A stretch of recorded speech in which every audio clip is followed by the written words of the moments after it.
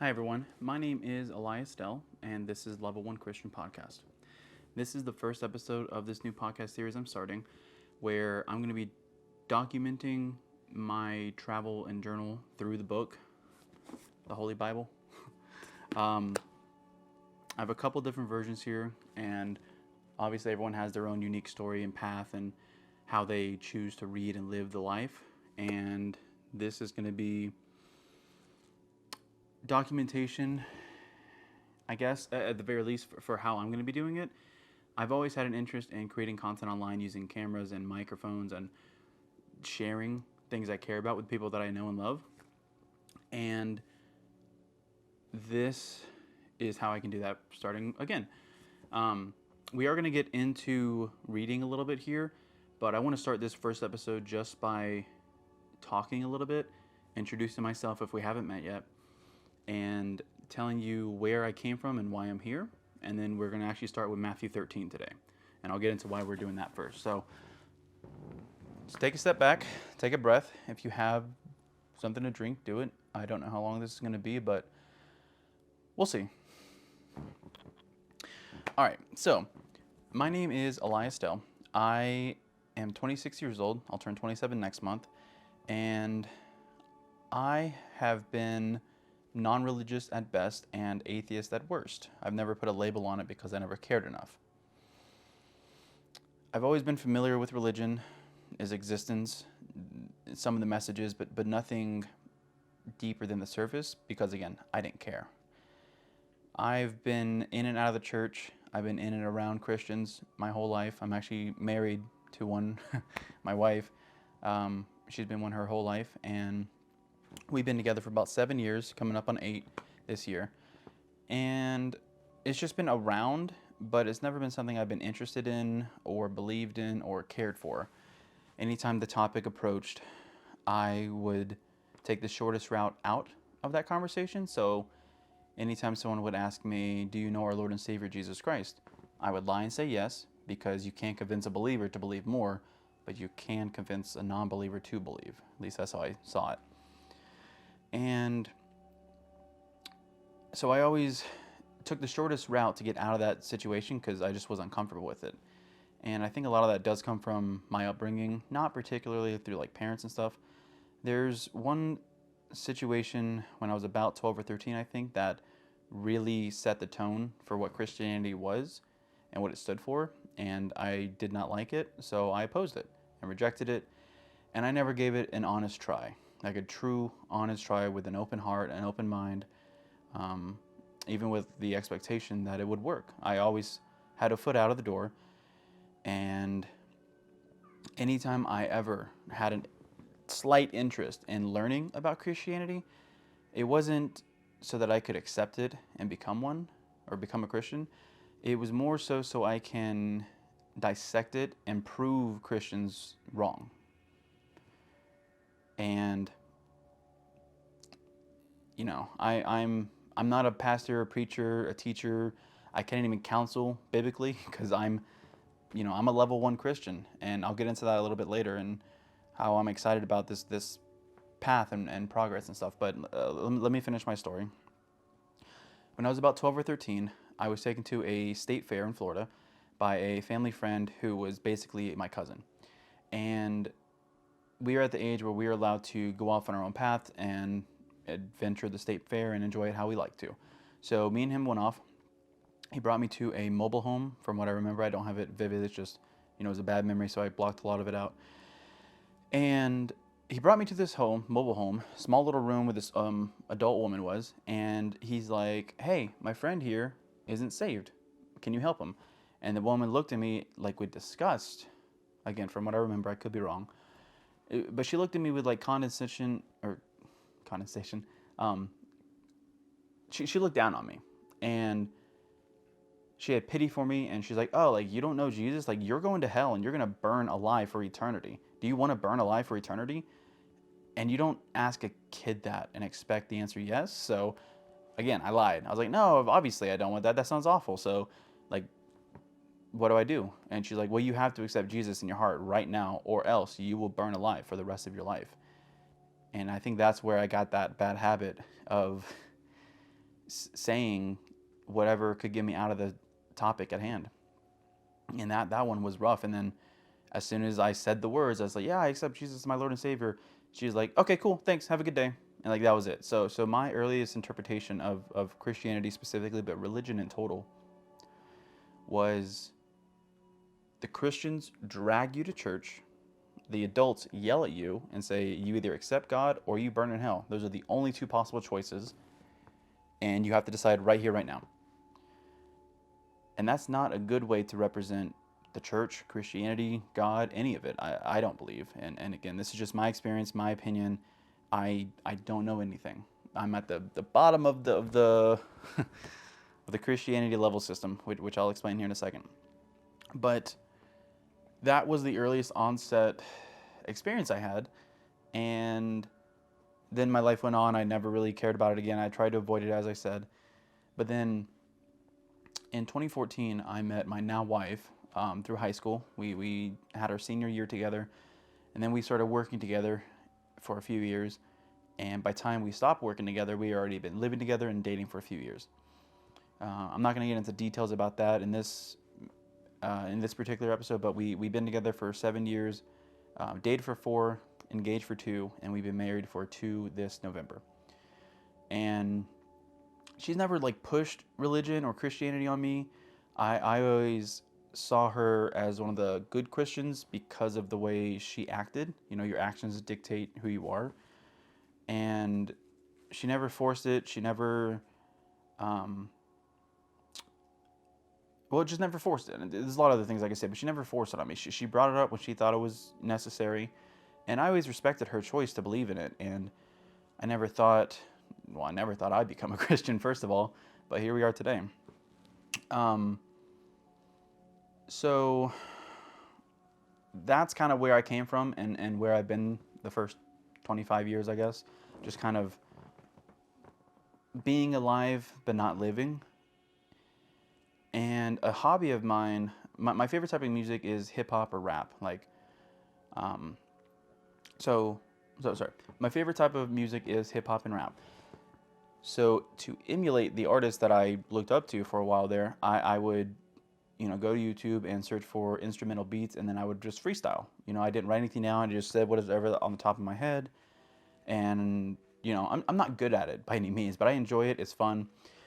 And a week ago, last Monday actually, I was doing this with some friends, and, I would click on a video, rap, rinse, repeat, take turns.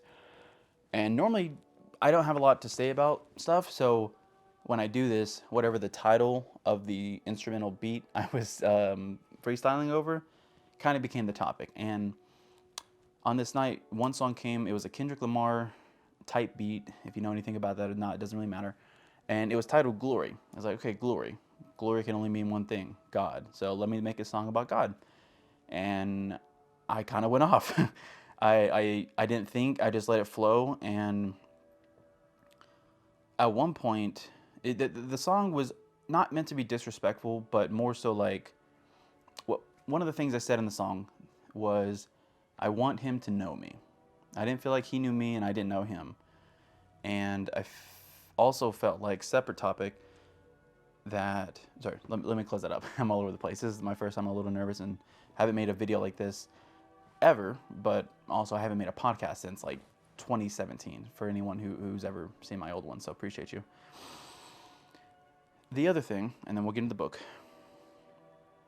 was for the last 4 or 5 years, I have really been interested in productivity tools, to-do list, journaling, habit tracking, just finding ways to optimize and make my day and therefore my life much better. And I found a couple that they worked, but they didn't work. Like, they made sense, they were efficient, it made me more productive and task-oriented, but there was no reward, there was no purpose behind completing the task other than completing the task. And among my productivity era, if you will, I listened to a lot of books on Audible, and one of them mentioned, I forget what law it is, but it said when the measure becomes the target, it ceases to be a good measure. and I was completing to-do lists for the sake of completing to-do lists. So I never had anything on there that was meaningful. It was like, pick up the blankets. All right, check. Man, I did a lot today. And then I was like, wait, I didn't do anything today. And I feel like I wasted the day. And then that brought me down a cycle of shame and, I guess just shame really, where I thought I was only as valuable to myself and to others based on how much I can produce, how much I can work, how many hours, how much money, how much stuff I own, like the stuff behind me. That's why I'm doing it here, because it doesn't matter. We'll move on. I'm just all over the place. We'll figure it out. But among all that, one day I made that song, and then I had time to listen, and then reflect, and then think, and then ask, and then seek knowledge. And because I've had a large community of Christians in my life, not for the sake of Christians, just they were good friends and they were Christians, and now I kind of believe that they're in my life because of that. I said, you know what? I've never given Christianity a legitimate, honest try with an open heart. So let me try that this one time, and if it works, then I'll go all in. If it doesn't work, then I'll know. I gave it a try, didn't work, not for me, like I thought, moving on. And if you know anything about the Bible, numbers are important, but I'm not going to explain too much about that. But this was Monday, last Monday. I made that song. I started thinking. Over the course of the next 3 days, I had started to read the Bible, started to ask questions, and from the perspective of not deciphering the book so I can use it as a weapon against Christians to break it down and dismantle their beliefs, but to understand why do people dedicate their lives to this? Why do people care about this? Why are these Christians happier than me? That's how I felt. That's how I thought. I thought I was missing something. I thought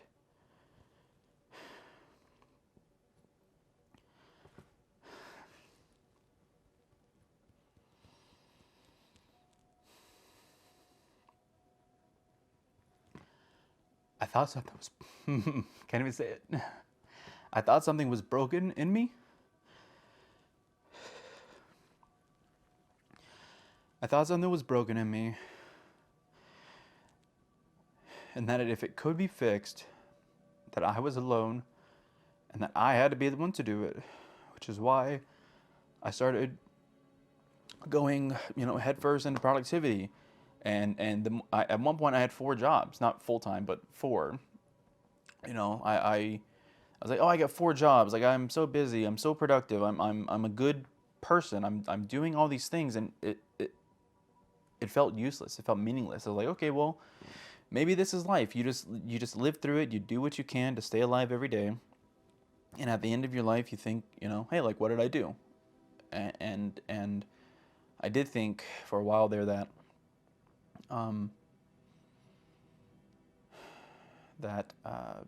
life was meaningless. There was no point to it. You live, you die, the world moves on. And I was okay with that. I kind of came to grips with that.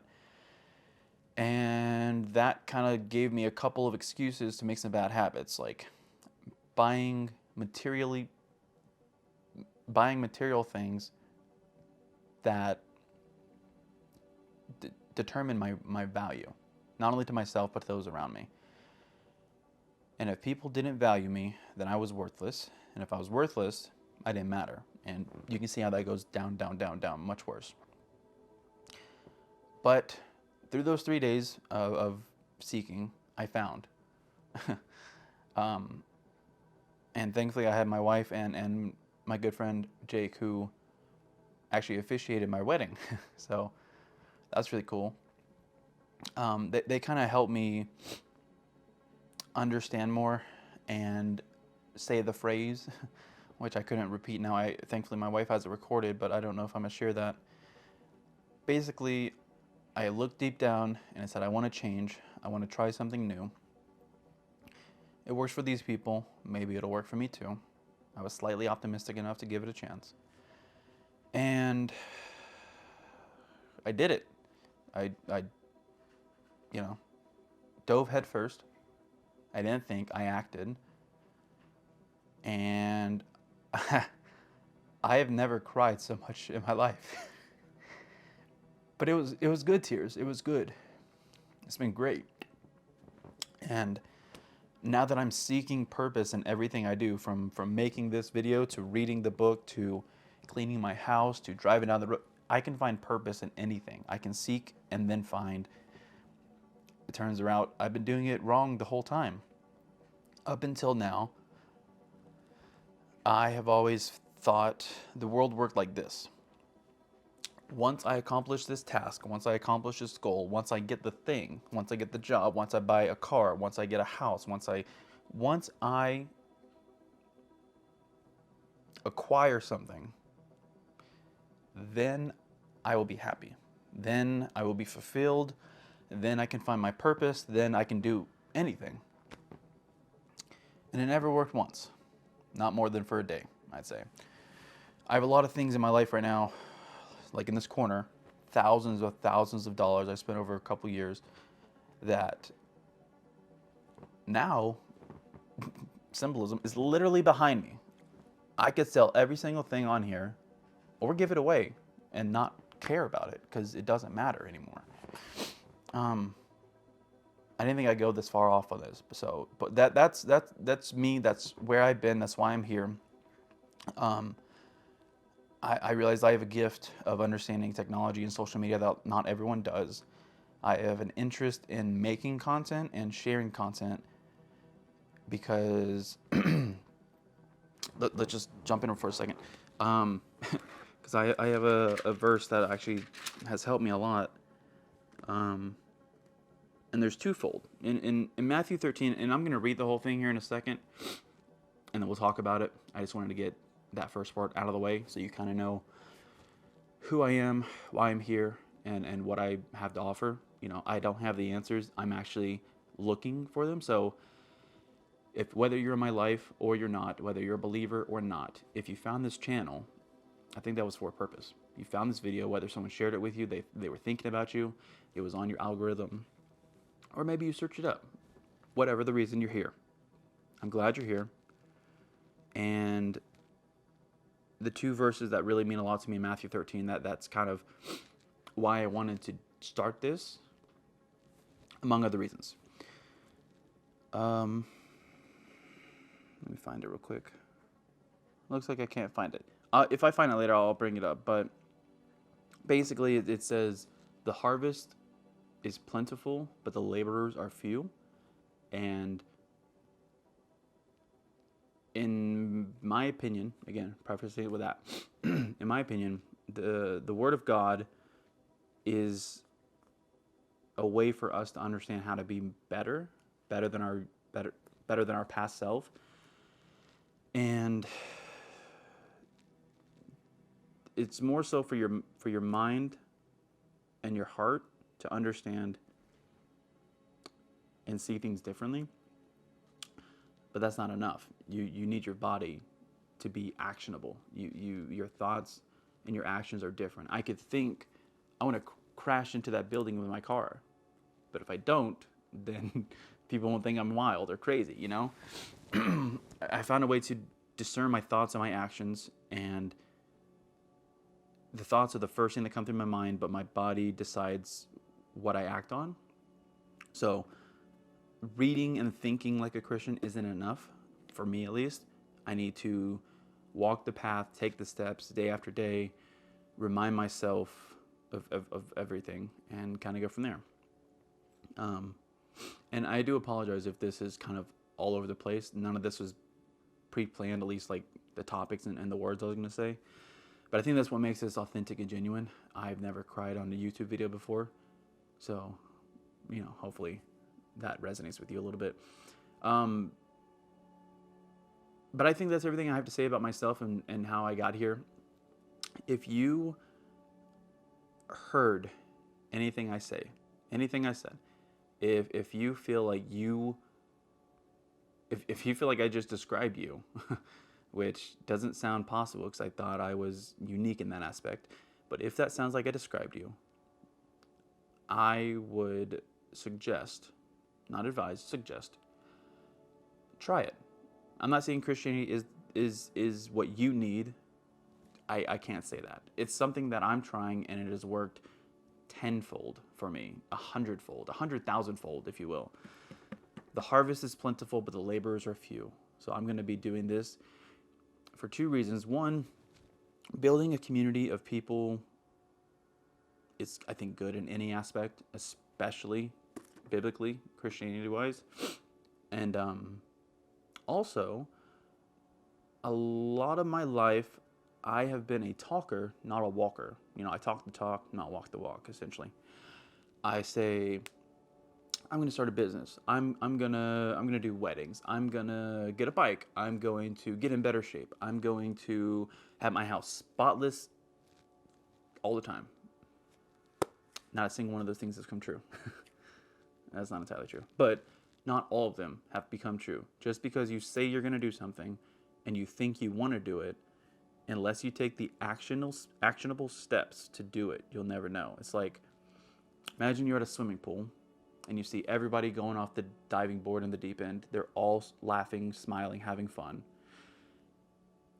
But you're scared that you might drown if you do it, whether you know how to swim or not. I don't think that really matters in this analogy. The only way to know is to do.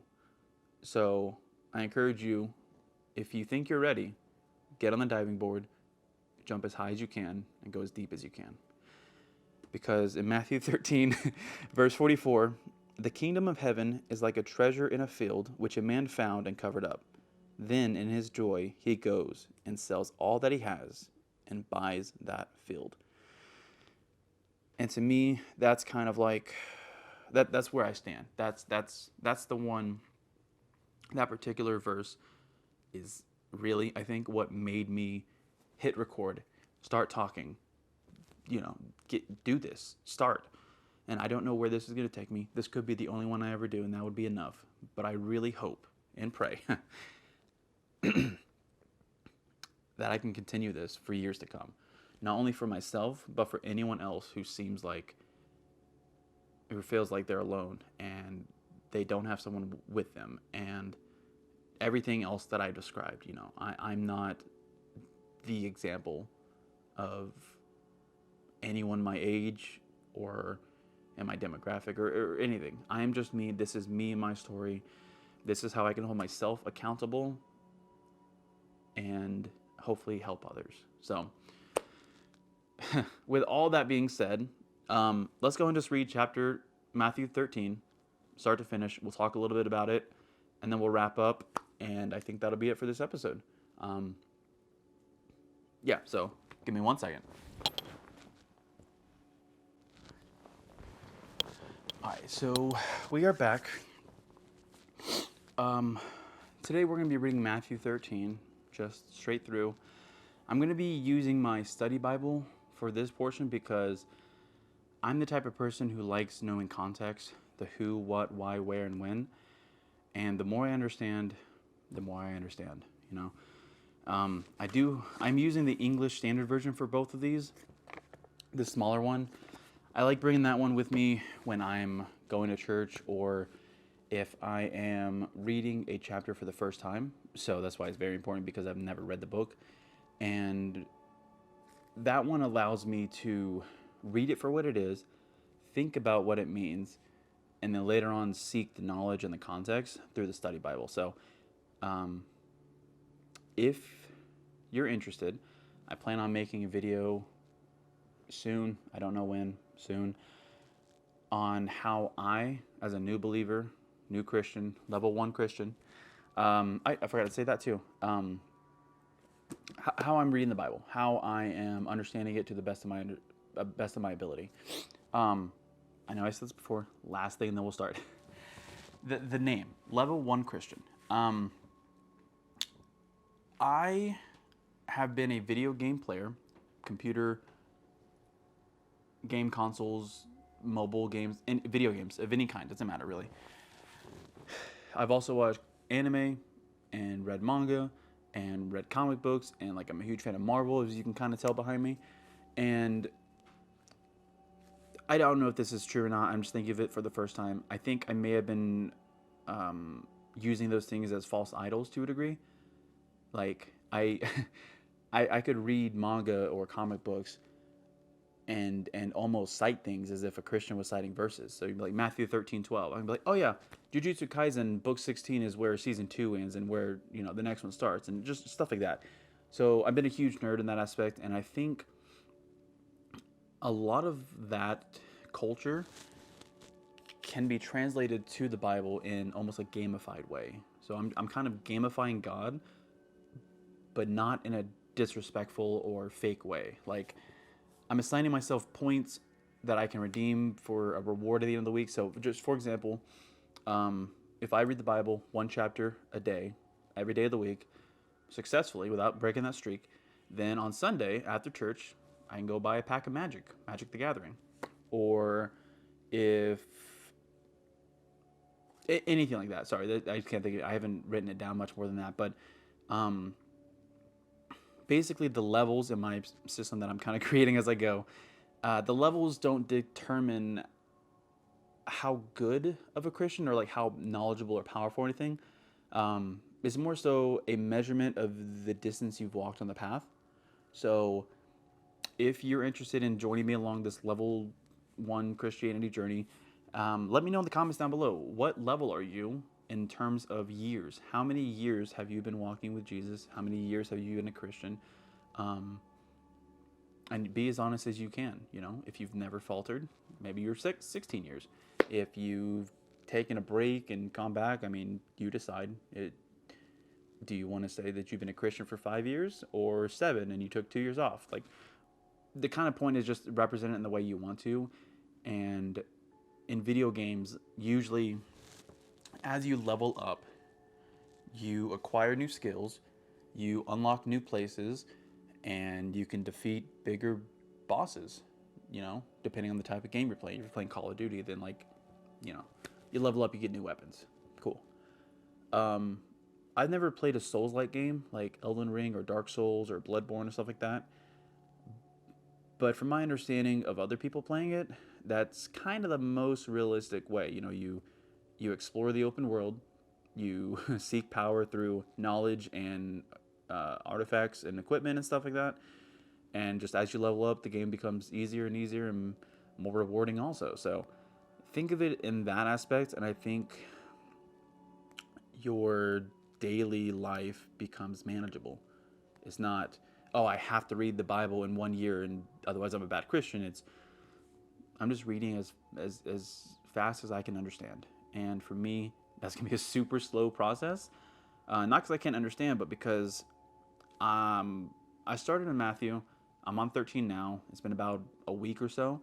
And I find the best way for me to understand it and be able to explain it to any degree is to read the chapter 3 times. 3 times.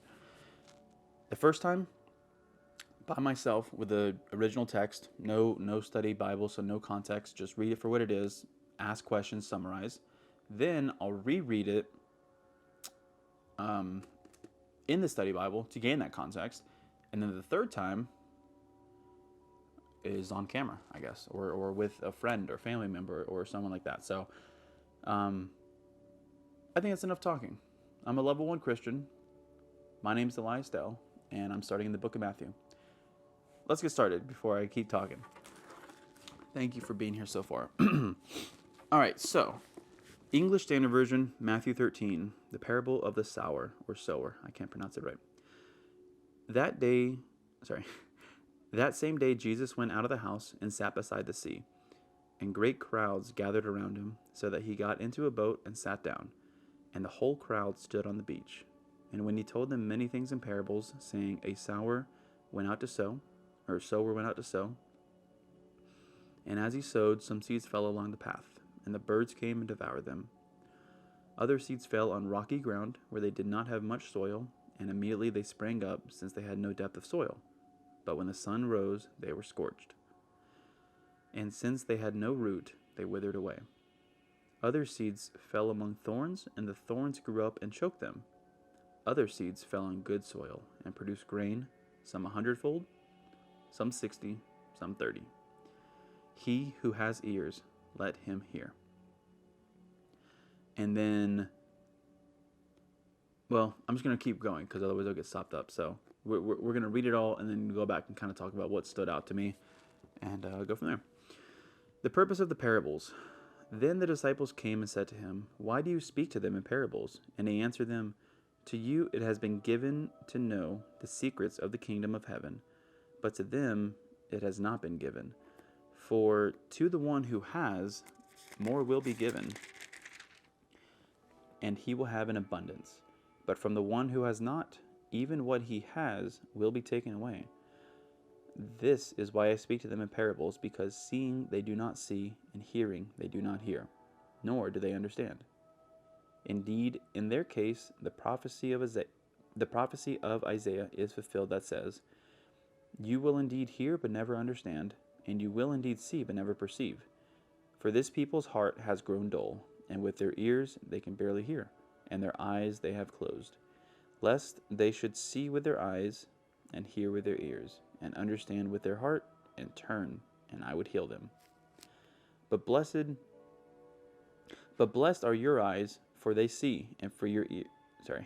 But blessed are your eyes, for they see, and your ears, for they hear. For truly I say to you, many prophets and righteous people longed to see what you see, and did not see it, and to hear what you hear, and did not hear it." I'm going to stop there for just a second and say that I felt like that. I knew Christianity existed.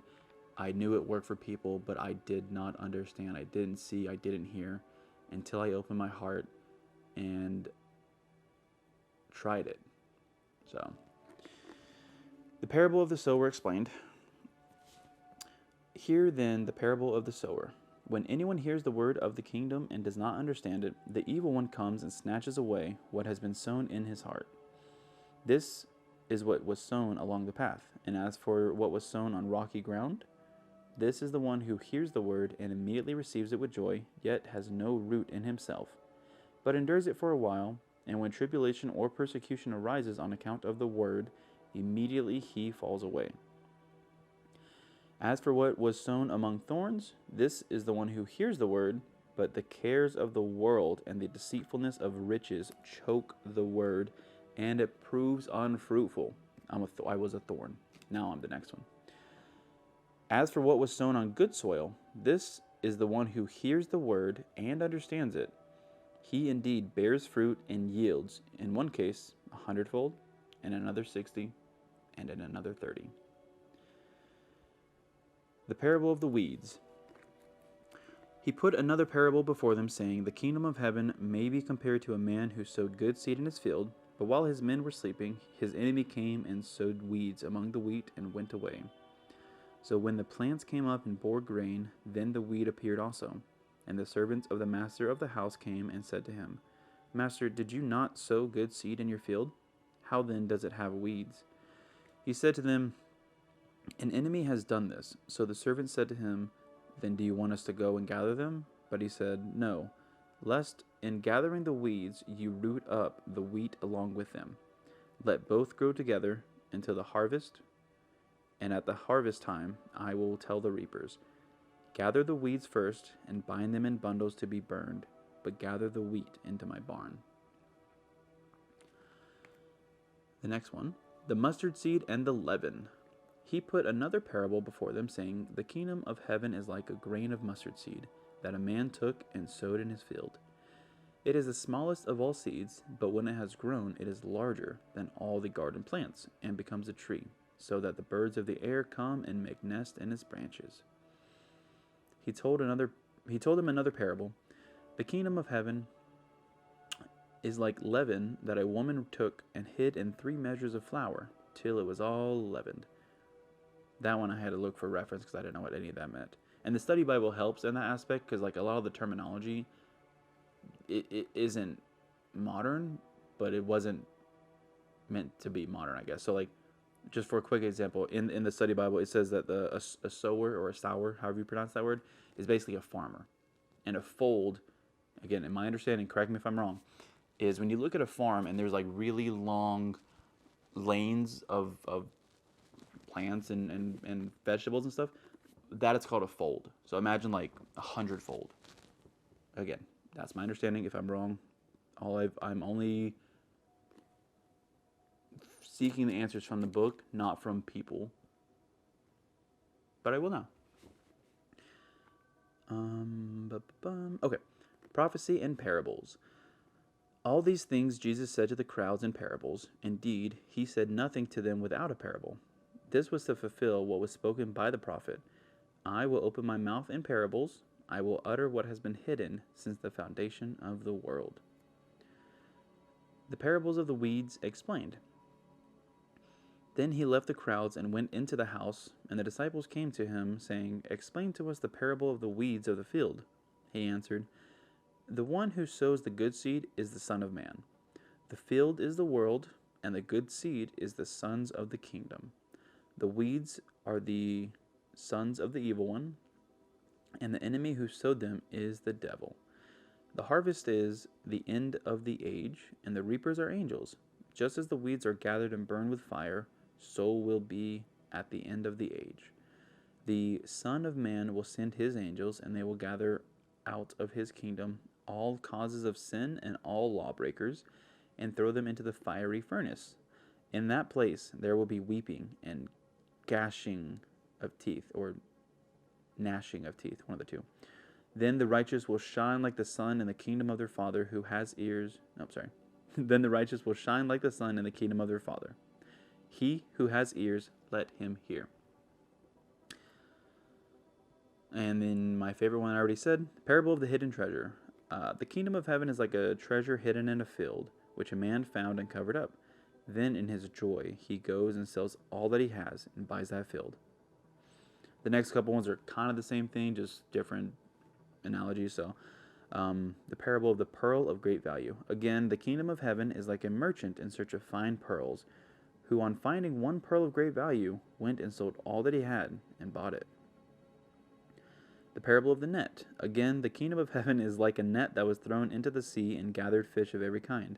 When it was full, men drew it ashore and sat down and sorted many good. Wait, that's right. When it was full, men drew it ashore and sat down and sorted the good into containers, but threw away the bad. So it will be at the end of age. The angels will come out and separate the evil from the righteous and throw them into the fiery furnace. In that place there will be weeping and gnashing of teeth. All right, new and old treasures. Have you understood all these things? They said to him. Yes. And he said to them, Therefore every scribe who has been trained for the kingdom of heaven is like a master of a house who brings out his treasure, what is new and what is old. And our final story in 13, Jesus rejected at Nazareth. And when Jesus had finished these parables, he went away from there, and coming to his hometown, he taught them in their synagogue, so that they were astonished, and said, Where did this man get this wisdom and these mighty works? Is not this the carpenter's son? Is not his mother called Mary? And are not his brothers James, Joseph, Simon, and Judas? And are not all his sisters with us? Where then did this man get all these things? And they took offense at him. But Jesus said to them, A prophet is not without honor except in his hometown and in his own household. And he did not do many mighty works there because of their unbelief. So that is Matthew 13.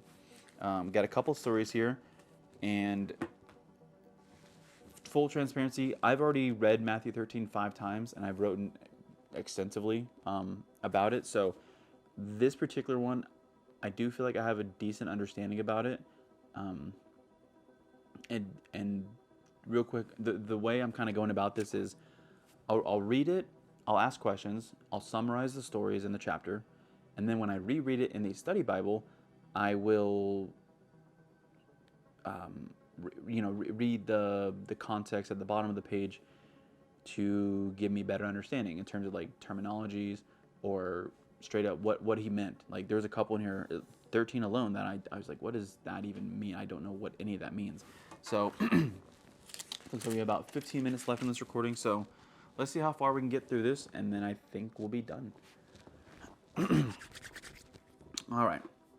So back at the beginning, the parable of the sower. Let's see, 1 through 23. Sorry, it'd be easier if I could show you this, but I don't know how to do that quite yet, so I'm kind of just reading and talking.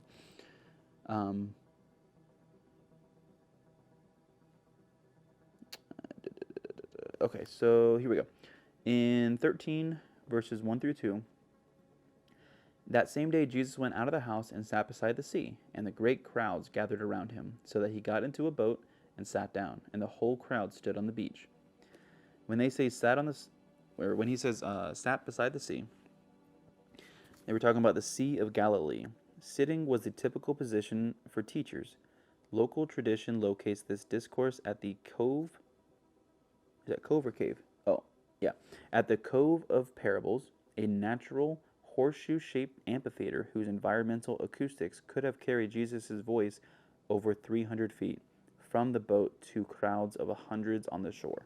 So that context helps. When I read that first, I thought he is literally sitting in a boat the size of this chair, and there's hundreds of people gathered around, and he's just speaking in parables like, oh, the hidden field, oh, the great pearl, and they're just like, okay, cool. But now I know he's like performing at an amphitheater, talking to hundreds and hundreds of people. So that's where this kind of helps. So now I kind of visualize it a little better. All right, and then number 3, and he told them many things in parables, saying, a sower went out to sow. So here they're saying, when they say parables, parables are Jesus' means of communicating truth through a narrative analogy in order to teach a moral or spiritual lesson. His parables produce very different results in different people. They hide the truth from the crowd while they communicate truth to the disciples. So to me, that kind of means it's like a secret language or a secret code, or just a different language entirely. Me and my brother, for example, we communicate in TV show references, like just references in general. Our favorite one is Tim Robinson, I Think You Should Leave. We've been able to recite entire skits from the words they say to how they say it to their physical body and how they move to a degree. And there's a lot of times where me and him get together and we'll just start quoting a TV show almost as if it's conversation, and people are like, what are they saying? Like, that makes no sense, but I know exactly what he's saying. So it's kind of like the kingdom of heaven is like a secret language. Once you understand that language, then you understand everything. And if you don't understand that language, like I did it for my first 25 years, or 26, it didn't make sense. It didn't make sense. I couldn't understand it, but now I do. All right, moving along, 13 verse 4. And as he sowed, some seeds fell along the path, and the birds came and devoured them.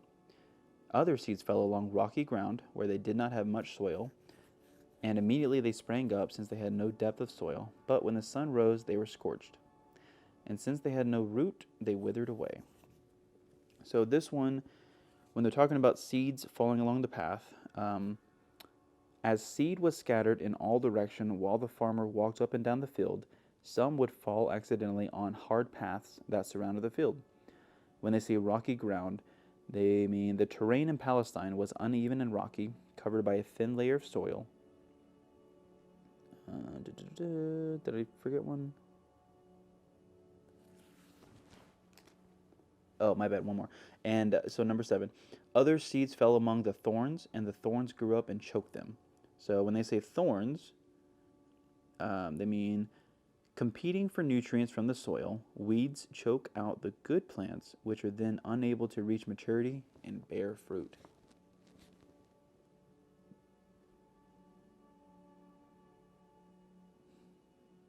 Yeah.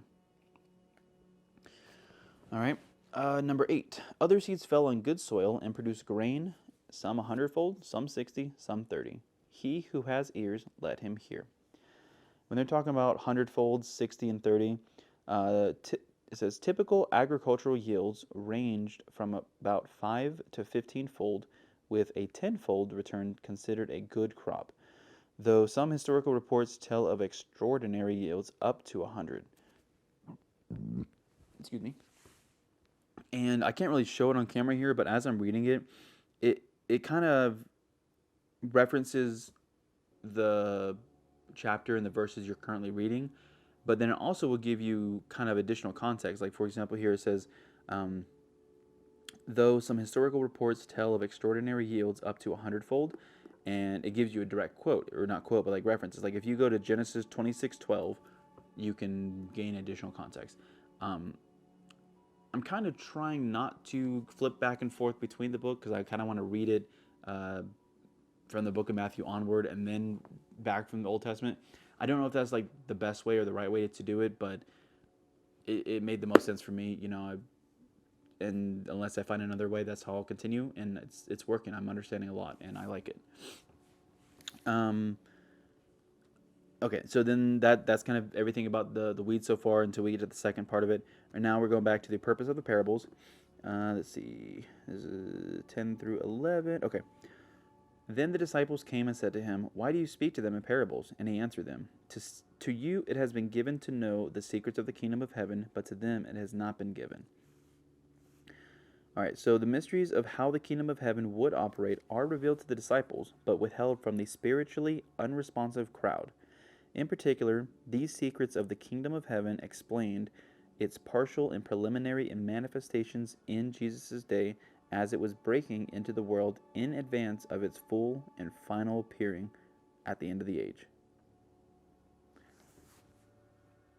Like, that doesn't make sense to me. I don't disagree with it. I just don't know what they're trying to say. So I guess I'll just have to reflect on it. Yeah, it's a lot of words. Okay, and then the next two verses, we got 12. So, for the one who has, more will be given, and he will have an abundance. But from the one who has not, even what he has will be taken away. And what they're talking about there, meaning seeing they do not see, or when they talk about that, they say God sovereignly uses the parables to either harden a person's heart so that he or she will be unable to respond, or to elicit the positive response of coming to Jesus, asking for an explanation, and accepting his message. That is kind of how I got into it. I during the course of that song I made, I talked about the bad parts, like the state fair. I talked about another time I had lost $800 before rent was due, and I didn't have a solution, and I've only prayed 3 times in my life. Once when that happened, once when my niece was born, and the day I became a Christian. Well, that was before I was a Christian. Now I've done it like 35 times. Not that I'm keeping count or doing points or stuff, but like praying is to me at least, it's just a conversation.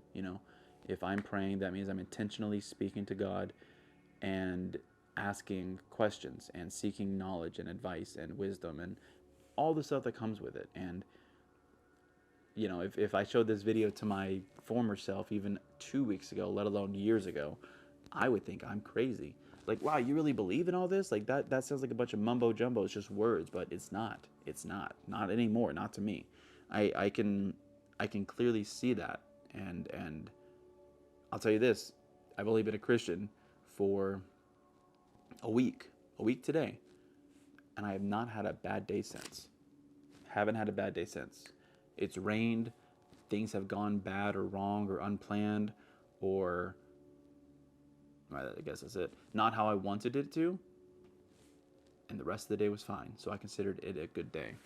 One of the hardest things about this journey so far for me has been telling people in my life that I am a Christian now, because again, up until a week ago, I looked down on Christians. I judged them. I was like, how can you, as an adult with a full brain, believe in this? It was equivalent to Santa Claus and the Easter Bunny and tooth fairies. Like they're stories that you can use that as an excuse for the bad. You know, I've met people who will choose to do sin knowing that it's a bad thing, and they're like, oh, I'll just ask for forgiveness later, like I'm fine. It was like a blanket excuse.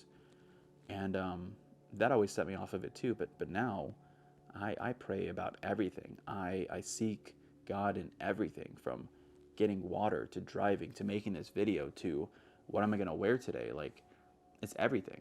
It's everywhere, and it's everything. And something my wife always says that I always laughed at and thought she was silly was, anytime we're outside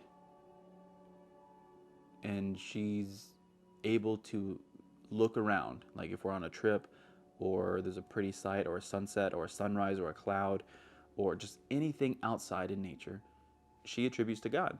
And she's like, wow, that is so beautiful. Thank you, God, for giving me the chance to see that.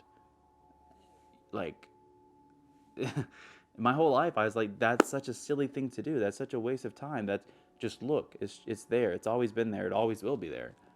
But it won't. It won't. You know, gratitude has been, I think, maybe the greatest part of this journey for me. Is I'm finding gratitude in every single thing I do. And it's been good. Like I said, I have not had a bad day since. I don't think I ever will again. Well, I have bad days, but, you know, not as bad as I used to be. We still have a bit of ways to go if we keep on this path. I think we've done enough for today. You know, we read through it once. We got about halfway through it on terms of contextually understanding the Bible. I think I talked a lot more about myself than I thought I would, but I feel better about it, and I hope I connected with someone. If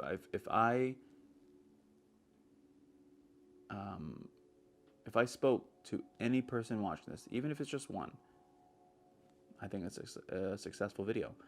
So going forward, I don't know how I'm going to do it. I might switch it up a couple times, as long as I'm consistently uploading videos about this, where I'm reading and talking and being open. I think it's going to be successful. So I don't have any plans or dates or times for anything about this channel, other than uploading consistently. So if you, wherever you are in your journey, non-believers, new believers, or if you've been doing this your whole life, leave a comment down below. Let me know what level Christian you are and what you're looking for. You know, I probably won't be able to help you. I might not be the one to help you, but my goal is to have a community of people who can help each other in the comments below. I don't care about likes or subscriptions. I just want you to comment.